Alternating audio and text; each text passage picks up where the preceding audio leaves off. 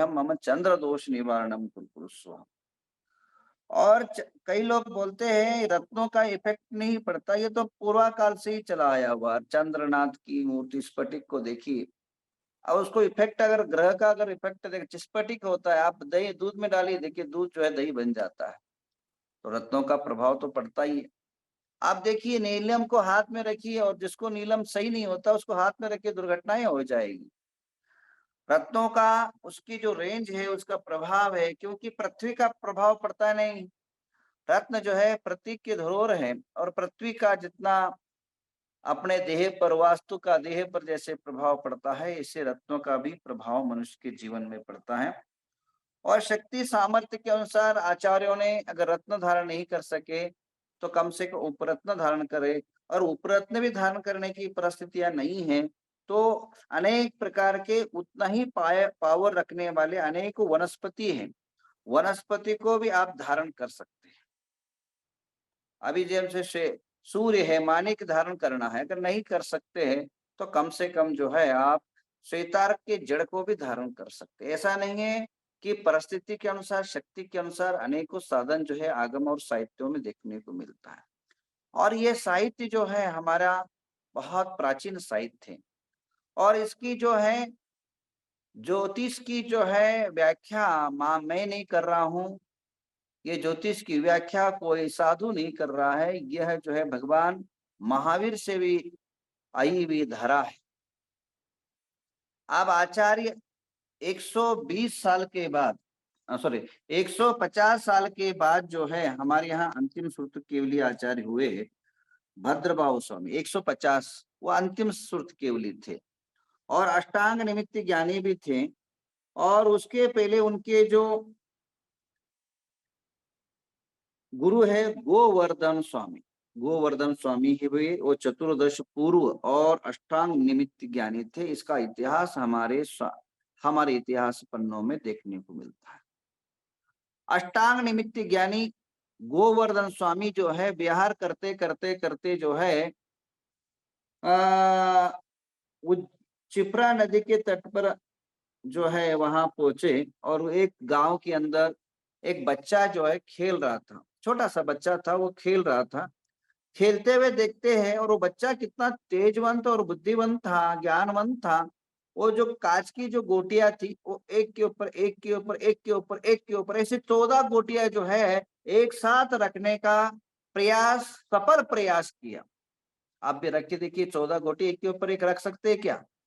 परंतु हमारे जो अंतिम सुरत केवली हुए भद्रभाव स्वामी, उन्होंने अपने बचपन के अंदर ही अपनी बुद्धि की करिश्मा दिखा करके और एक साथ 14 गोटियां एक के ऊपर एक रखा था। और वह गोवर्धन स्वामी जी पहुंचे और कहा, ये बच्चा बहुत होनहार है और देश का भविष्य है, समाज का धरोहर है, इसको मेरे को दीजिए, मैं इसको पढ़ा लिखा के बड़ा करता हूँ। वह वास्तविक ब्राह्मण थे, वो सोम शर्मा नाम के ब्राह्मण के पुत्र थे, और उनसे उस टाइम भेदभाव नहीं था। तुरंत जो है वो सोम शर्मा ने भद्रभाव बालक को दे दिया। और भद्रभाव जैसे बड़े हुए, बड़े होने के बाद वैरागी हुए, और वैरागी होकर सन्यासी हुए। और मात्र सन्यासी नहीं हुए, 24,000 सन्यास को दीक्षा दिया। कितना? एक नहीं, दो नहीं, तीन नहीं, चार नहीं, हजार नहीं, 2,000 नहीं, 24,000 साधु को सन्यास दिया। और 24,000 सन्यासी को वैराग्य को दीक्षा दे करके महान संघाधिपति बने। और महान संघाधिपति बहुत, महावीर के समय से बहुत लंबा चौड़ा समय नहीं था, 150 वर्ष। भगवान महावीर को निर्वाण होने के बाद 150 वर्ष की घटना बता रहा हूं मैं। भगवान भद्रभाव स्वामी जो है जब अपने 24,000 शिष्यों को लेकर के उज्जैनी के अंदर क्षिप्रा नदी तट के पर वह विहार करते हुए वहां पहुंचे, और क्षिप्रा नदी की गर्मी के कारण वहां रुके हुए थे नदी के तटों में। जब भी कोई गर्मी होता है, हम लोग भी जो है जब ज्यादा गर्मी पड़ती है, पहले जाकर के नदी के किनारों में विहार करते हैं। जो शीतलता, आनंद और उसकी प्राकृतिक संपदा जो है बहुत मनोहर रहता है। हाँ, तो अब मनोहर वातावरण रहता है। और क्षिप्रा नदी तट में उज्जैन के अंदर आहार का चर्या के टाइम पर उज्जैन नगरी गए। भद्रभाव स्वामी ने देखा कि एक घर के अंदर सुनसान जगह है और एक पालना के अंदर छोटा सा बच्चा जो है सोया हुआ है पालना के अंदर, 1.5-2 महीना का होगा। तो वह जैसे भद्रभाव स्वामी को देखता है बालक, और वो बोल पड़ता है गच्छ गच्छ गच्छ गच्छ, 3 बार गच्छ गच्छ बोला। तो उन्होंने जो है अपनी अष्टांग निमित्त को जाना। अष्टांग निमित्त ज्ञान किसे कहते हैं? 8 वस्तुओं के द्वारा सुखा दुखादि जानना, उसका नाम अष्टांग निमित्त है। आचार्य वृत्ति विश्व स्वामी चतुर्थ अध्याय के अंदर 1011वां नंबर श्लोक के अंदर अष्टांग का वर्णन करते हैं। नहीं मित्तो या रिद्धि नभ बहुमंगम सराय विजनयम लक्कन चिन्नम सहुवम अट्ठवेपि वित्थरितम। 8 प्रकार के निमित्त होते हैं, उसमें नभ, भौम, अंग, स्वर, लक्षण, चिन्ह, ये 8 अंगों के द्वारा जो संपूर्ण नॉलेज रहता है उसे अष्टांग ज्ञान कहते हैं। यानी आकाश की नभ, सबसे पहले बताया नभ, क्या लिखा? नभ, नभ यानी आकाश के अंदर जो अनेक प्रकार सूर्यादि गति के द्वारा, चंद्रादि गति के द्वारा, मंगल आदि गति के द्वारा मनुष्य सुख दुख को जानना, उसे अष्टांग कहा जाता है। सॉरी, उसको ज्योतिष कहा जाता है। और इसी पर खुद जानना नव ज्योतिष कहलाता है। उसके बाद आचार्य कहते हैं दूसरा है भौम।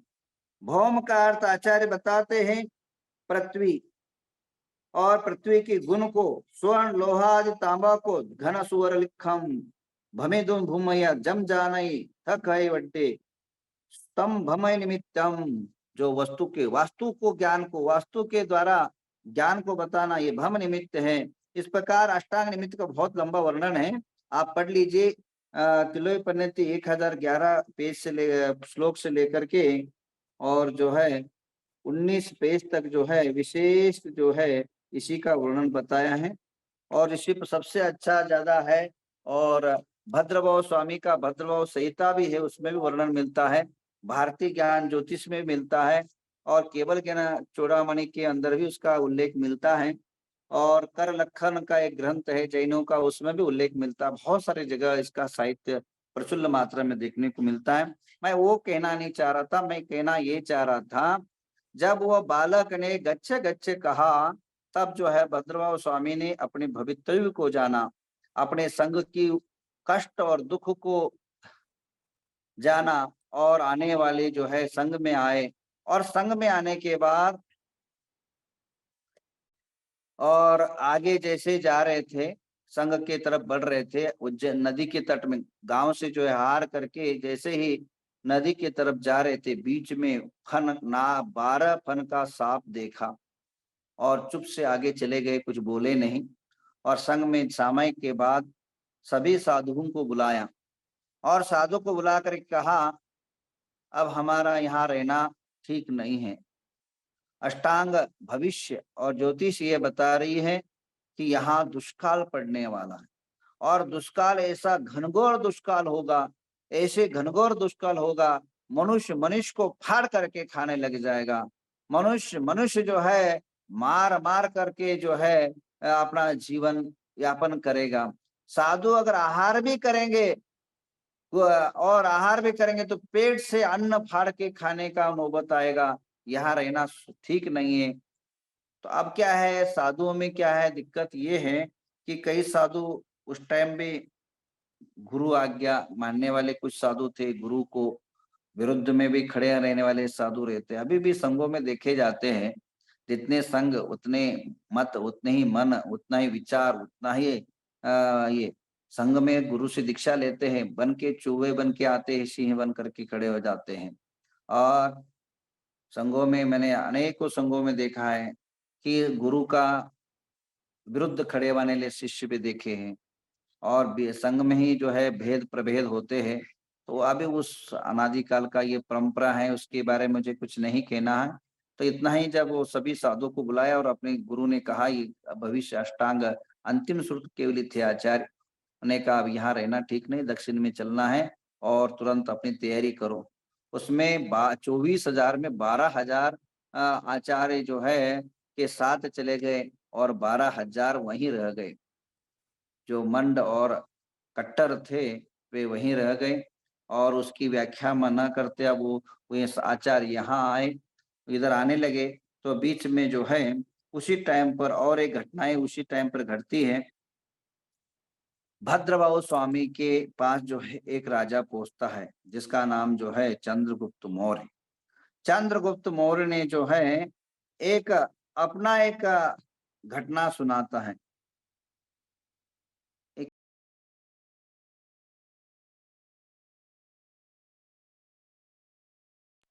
वह जो है 16 सपना देखता है। कितना सपना देखता है? 16 सपना चंद्रगुप्त मौर्य देखता है, अपना वर्णन जो है करता है। और उसमें भी जो है एक उसने सपना देखा था। 16 सपना जो है मैं कल बताऊंगा, आज बताने का समय नहीं है। उसमें एक दो सपने का फल मैं आपको बताता हूँ। 16 सपने में से एक सपना देखा था 12 फन का सांप, 12 फन का सांप देखा था। तो उसका परिणाम ये होगा कि यहाँ 12 वर्ष तक भयंकर अकाल होगा, भयंकर जो है दुर्भिक्ष होगा, पानी का एक बूंद नहीं होगा, धन धान्य की उत्पत्ति नहीं होगी, राजा प्रजा जो है मति भ्रष्ट बुद्धि भ्रष्ट हो जाएंगे, जीना कठिन है। इसलिए जो है आ, अब जो है आ, जो है यहाँ रहना सही नहीं है, जैसे ही उनने बताया। और उसके अंदर और एक सपना देखा था, दूसरा सपना सूर्य को अस्त होता देखा। सपने का जो भी ज्योतिष है बताइए ना, सूर्य जो है अस्त हो रहा है। तो भद्रबाहु स्वामी ने कहा अब जो है अस्त हो जाएगा, ज्ञान अस्त हो जाएगा, अंक धारक कोई पंचम काल में कोई मुनि नहीं होगा। ध्यान रखिए, मात्र अंगधारी अस्त नहीं हुआ, उसके बाद जितने 16 सपने अक्षरशः एक एक सपना जो है वर्तमान काल में सत्य होता हुआ देखा गया।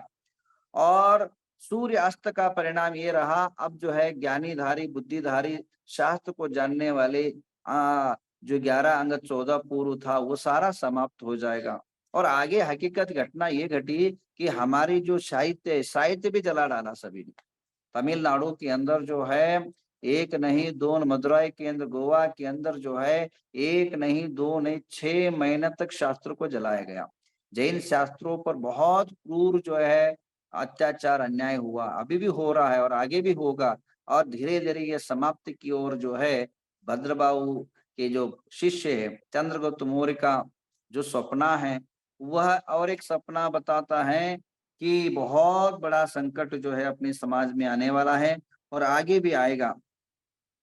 और बहुत सारे जो है कल जो है आपके 16 सपना के बारे में बताऊंगा, और स्वप्न क्या सत्य है असत्य है, स्वप्न कब देखना सही है इत्यादि बारे में मैं कल उल्लेख करूंगा।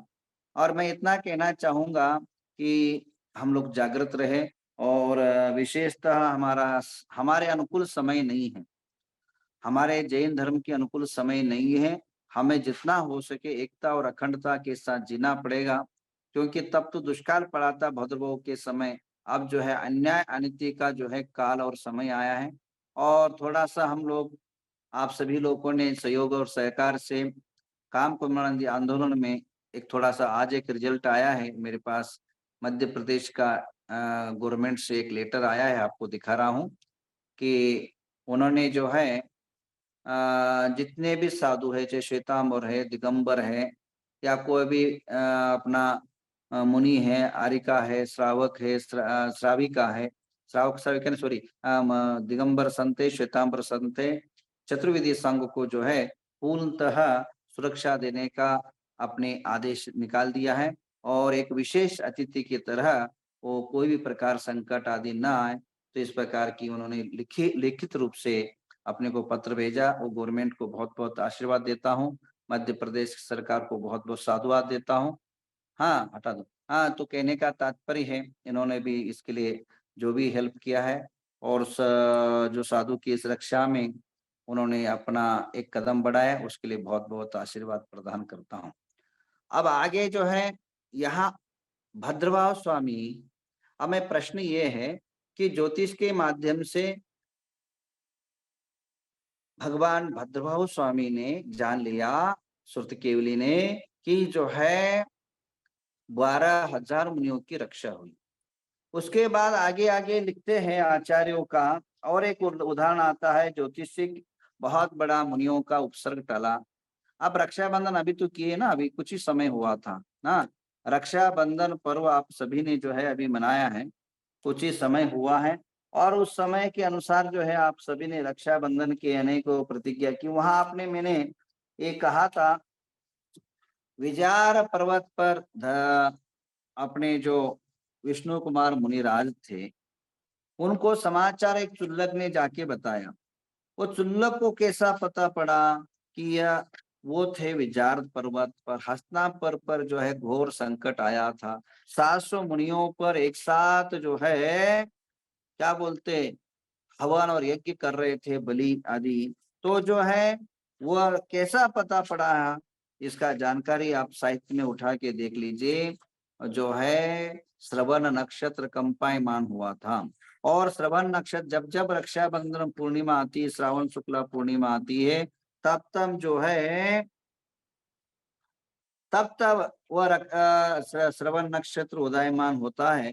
और श्रवण नक्षत्र उदयमान उदयमान होने से उस दिन जो है पूरा आकाश में श्रवण नक्षत्र कंपायमान हुआ था, और कंपायमान होने के कारण जो है तुल्लक जी को वहां के आचार्य ने विष्णु कुमार मुनिराज के पास भेजा था।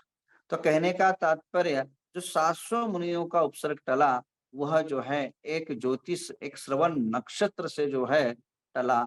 ये साहित्यिक और इतिहास अपने को गवाह, और अपने जो आचार्य होते हैं मुनि लोगों, अब प्रश्न उठता है, मुनि लोग क्या है ज्योतिष आदि साहित्य अध्ययन कर सकते या नहीं। अब देखिए अष्टांग ज्ञान है, तो अष्टांग ज्ञानी साधु होना चाहिए, परंतु स्वार्थ हेतु, धनार्थ हेतु या किसी लोभ हेतु को भी इसका प्रयोग नहीं होना चाहिए। साहित्य है और साहित्य का अध्ययन होना चाहिए, बट उसका दुरुपयोग और कुप्रयोग आदि नहीं होना चाहिए। अपनी ख्याति लाभ हेतु जो है, लोगों के कल्याणार्थ, कोई कष्ट संकष्ट निवारणार्थ, उपसर्ग निवारणार्थ इसका प्रयोग होना चाहिए। दुकान को